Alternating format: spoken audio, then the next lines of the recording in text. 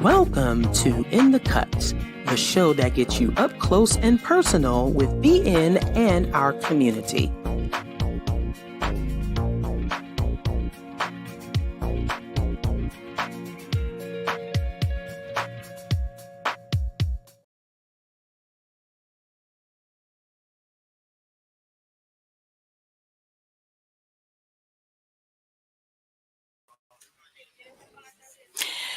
Good afternoon, morning, or evening, everyone. Welcome to In the Cut, the show that gets you up close and personal with BN and our community.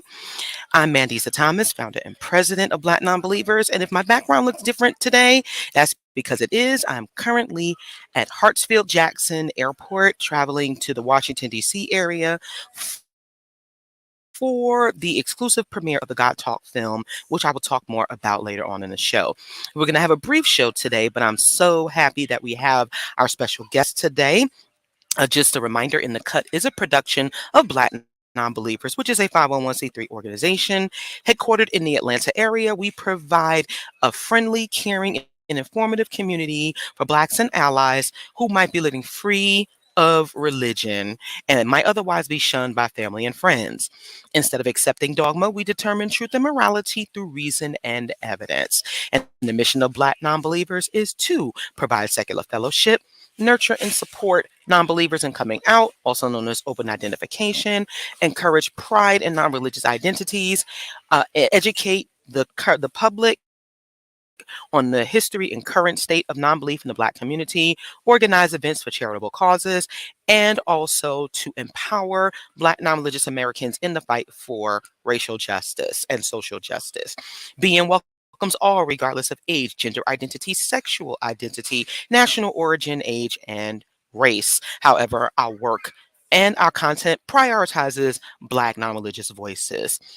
Today, I just want to say thank you to everyone who tuned into the Black Men Ballots and Beyond event on Tuesday. We will be sharing that on our channel soon. And also for everyone who came out to the Sinners Ball last night that was co-presented with the Satanic Temple of Atlanta. We had a really good time. The show was great. And of course, we always encourage you to support our organizations respectively because our work is important. Proceeds from that event will go to support reproductive justice work here in the Southeast region. Today, I am so proud to welcome to the show our 2023 Hurston Scholarship winner, a recipient this year. If you can recall, we were advertising for applications to apply for the scholarship back in the spring and summer, and we have co-sponsored this scholarship with the Secular Student Alliance. I am pleased to welcome Julius Calvert to the show. Julius is a psychology student at Midwestern State University in Texas. Julius aspires to delve deeper into the neural correlates of prejudice attitudes through face processing research in a master's program after completing his undergraduate studies. Julius' background is rooted in an impoverished Christian household in the South, and he initially embraced Christianity. However, after his mother passed when he was 11, he made a gradual shift. And he says that being openly gay and being an openly gay Black man in Texas presents a complex challenge. And he is actively engaged in volunteer work, including participation with the San Antonio Diaper Drive, with the Freethinkers Association of Central Texas, and with Austin Atheists Helping the Homeless.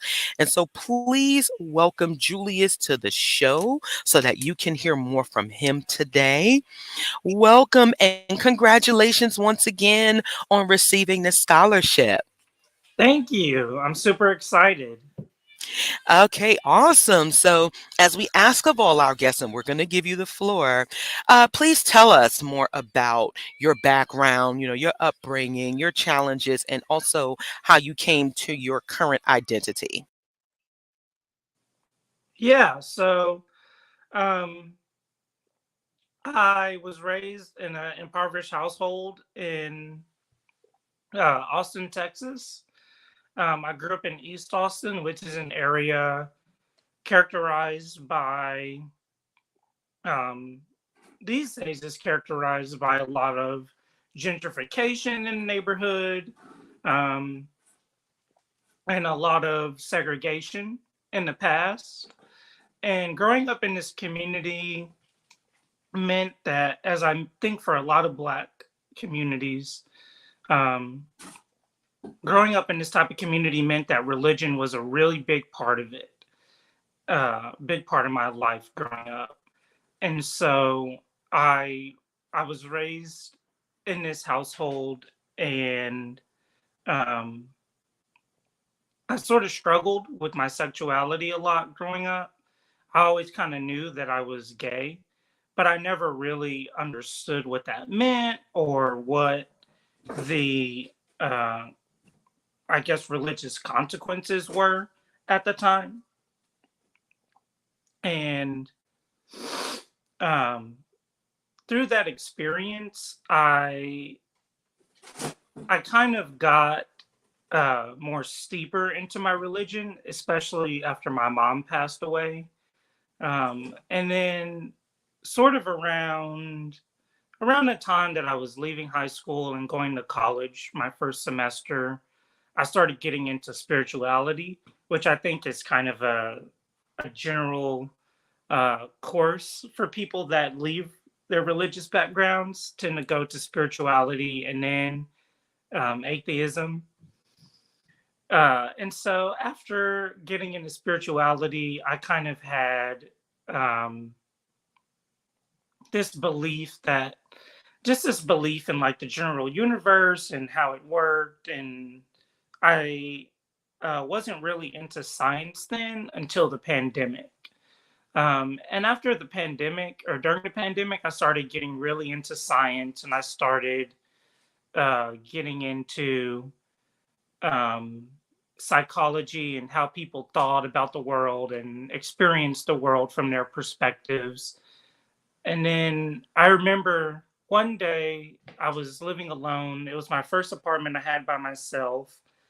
And I came home from work, and I remember thinking like, wow, I did not pray today when I got up to go to work.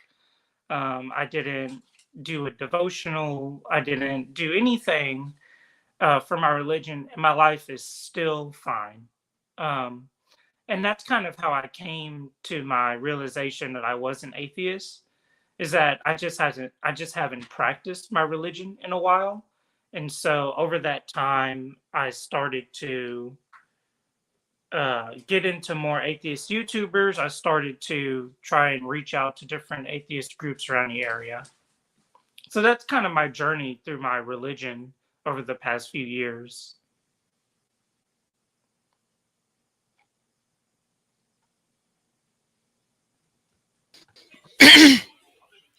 Okay, there we go. There I go. Yeah, Awesome. Thank you so much for sharing your story, Julius. That is, it's very, very insightful and powerful, especially as a young person. How has your identity, both as an atheist and as an openly gay black man, and as a and a student, has that been a challenge on your college campus or during your college career? And if so, how have you dealt with that? yeah, I would say that it's been a little bit of a challenge, mostly because there's kind of like two things happening here. So I think that in a lot of Black spaces, for example, there are men's groups that you can join on campus, like there's Black Men Leaders of America or something like that you can join. And it tends to be rife with homophobia and transphobia. And so the LGBT part of my identity won't really mix well with that type of group. Um, and so it makes it difficult to try and join Black groups in that sense. But then you also have just, I guess, regular run of the mill LGBT groups. And those are usually white dominated spaces where it can be really difficult to try and connect with people on a cultural level. And that's kind of been my biggest challenge with trying to be open and out on campus is just to find people that I can really connect with. Completely understandable. Is there an SSA chapter for those who aren't familiar? It's the Secular Student Alliance. Is there a chapter at your campus? Yeah, so there's a chapter here, but it hasn't been active in a while. So I am thinking about restarting the chapter up here. Yes, please explain to folks how challenging. Have you, if you've ever like been a part of a student group or any group, and that does tend to Mm, be pretty common with student groups when people graduate. Sometimes the leadership isn't necessarily put in place to keep it going. So right. yeah, so how do you in like if you do restart that chapter there at the school, how do you envision keeping it going after you graduate? I think one good method to doing that is to really recruit younger members, like freshmen and sophomore, and try and build up their leadership skills so that they can have more opportunities to lead when you leave.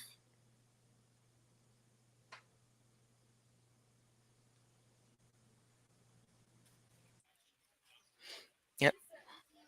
Okay, yep, that is absolutely correct. You are absolutely right about that. So how do you envision your research and your field of study contributing to secular activism in the future? Yeah, so there are kind of two main fields of research that I have my feet in. One of them is the extremism research field, and the other is the more cognitive neuropsychology type field. For the extremism research field, I actually just published a paper looking at extremism online in the Telegram chat platform. And one of the ways that it can really influence secular activism, I think, is through especially the extremism research. So, a lot of the posts that were collected during this research project centered around Christian nationalism, and a lot of the posts attacked the United States government for operating in a more secular manner. Um, one of the one of the main um, I guess themes that I saw doing this research was also pro-white themes and anti-black themes, and these themes are permeating through the dark webs of social media, the back alleys of social media, if you will, very very fast and with the utmost expediency. And so, for me, in order to help secular activism, we have to be aware that there is real racism that's going on, especially behind the scenes. There are people who are talking about starting race wars and riots and bringing down the United States government for allowing blacks to participate in the political process. Um, Not only do we have to be aware of it, but we have to actively counter it. And I think that part of my research is putting it out there so that people can know what's going on and how to actively counter it, if that makes any sense. And then the second part of my research that focuses on face processing, there's a good number of evidence that racial biases and racial attitudes can influence the way that we uh, process and categorize conspecific faces. And so this is really important because, for example, like an eyewitness testimony, we can have people that say they saw a perpetrator do something, but in fact, they actually saw someone that looked similar. And then we send the wrong person uh, to prison possibly for life. And this is really prevalent in a lot of African American men who have been sentenced to prison, are sent to prison based on false eyewitness reports. And so I think that that research is important in that way, but I think that they can be combined. I think that if we look at some of the face processing abilities of extremists, we will see that maybe there's something neurologically not sound there, and maybe we can have potential interventions which can potentially help with terrorism against Black communities.